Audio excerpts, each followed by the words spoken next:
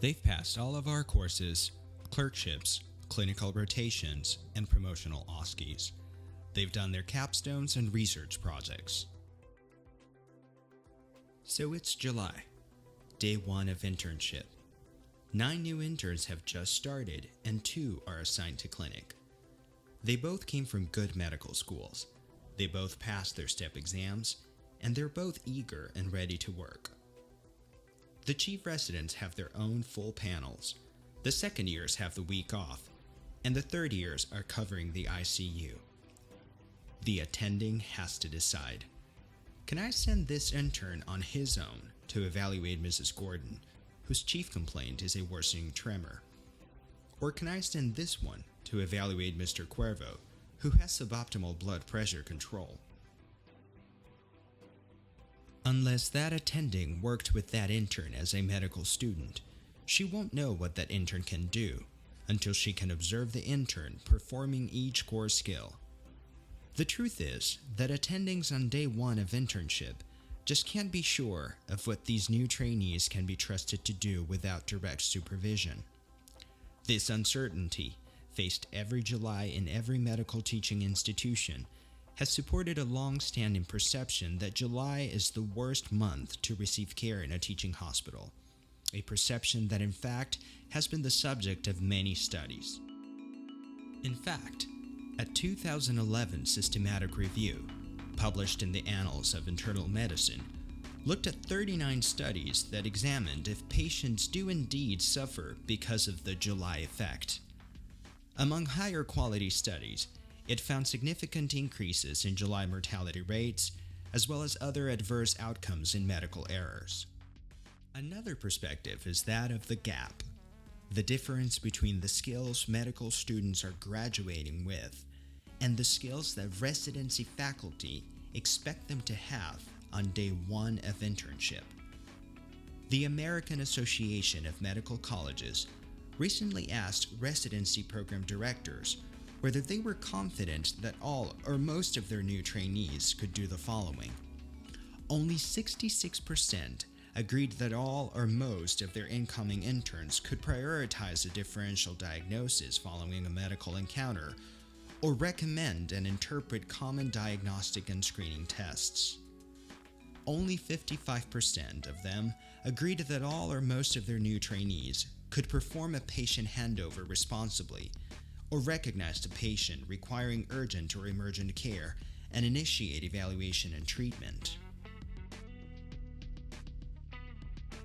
This survey, done by the NBME, takes another important perspective.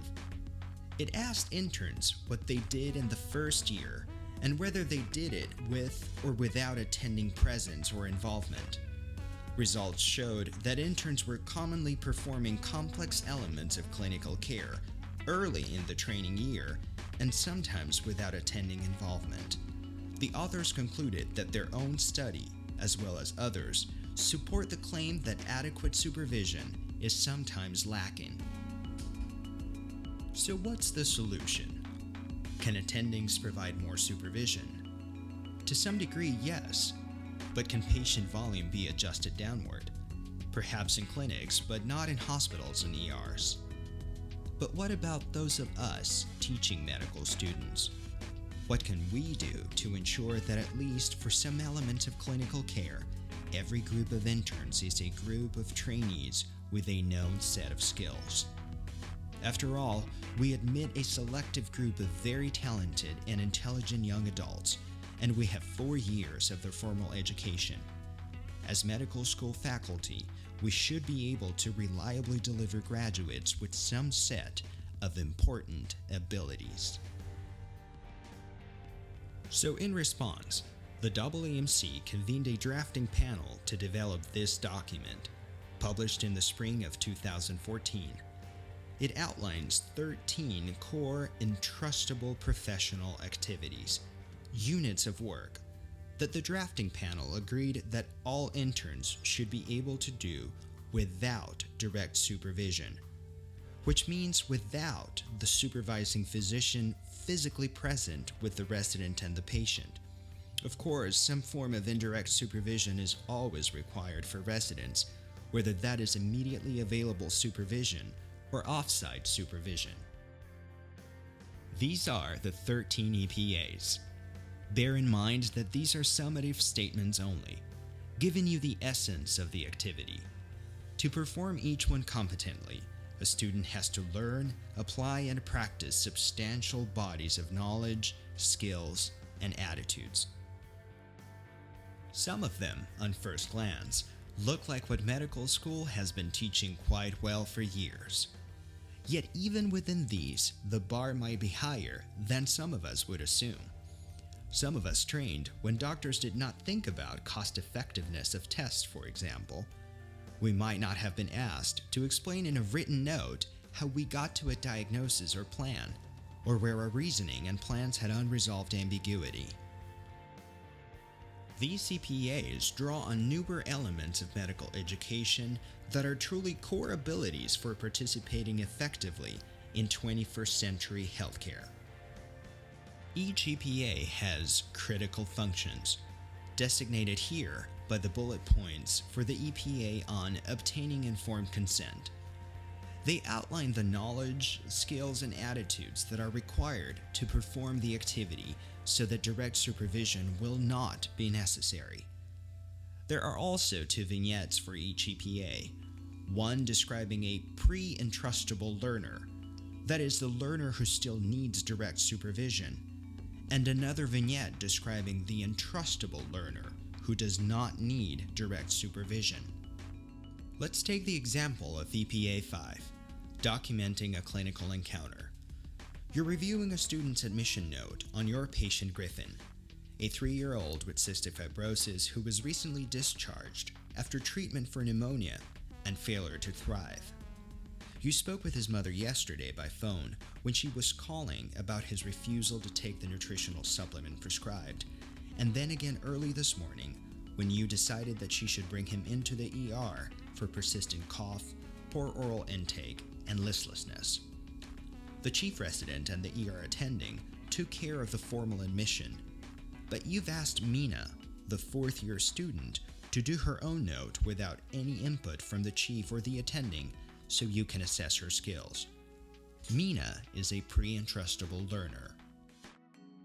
You find that Mina's note has a date but no time or signature, has the chief complaints, persistent cough, poor oral intake, and listlessness, but it has no mention of important related symptoms, such as urine output or a pattern of bowel movement, abdominal pain, and fever. It includes an inaccurate medication list, clearly copied and pasted from the last discharge summary. Labs are listed as within normal limits, but without dates and times. And it includes a poor plan for nutrition advising to continue the same supplement Griffin has been refusing. On the other hand, Becca is an entrustable learner. Her note has all of the information that Mina's note was missing, and more. It includes the results of the chest x-ray and sputum cultures during the last admission, showing bilateral infiltrates and the Pseudomonas infection. A clear differential diagnosis for each problem, with orders for each problem, orders for IV fluids, and a nutritional consult to resolve the issue with the supplement. And she brings to the chief resident her questions about the possibilities of revising antibiotic therapy at this time, and any special precautions that might be necessary in a case of suspected antibiotic resistance. Finally, she notes that Griffin's mother brought up the same issue with getting home care services that another patient described, so she lets the resident and the attending know about a possible systems problem with communication with the agency. In essence, Becca's demonstrating the 4 elements of entrustability, the questions every attending asks every July to determine whether a trainee can be trusted to perform an element of clinical care on his or her own. First, she has the abilities, the knowledge and skills, to think through the case, do the required evaluation, and come to a diagnosis and plan. Secondly, she is truthful. She records only the information she has verified. Thirdly, She is discerning.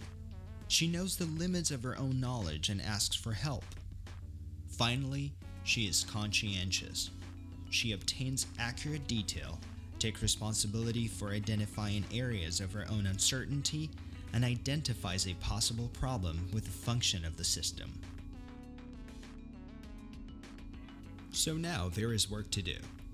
Each medical school needs to decide how it is going to make sure all students have sufficient opportunities to develop these abilities, and most importantly, devise a system for determining whether they have indeed achieved the level of the ability necessary to be entrusted. This means that all faculty who contribute to the clinical education of students have to focus on what we do to first help students learn these skills, and secondly, on the feedback and assessment we can provide to help determine if indeed they are entrustable.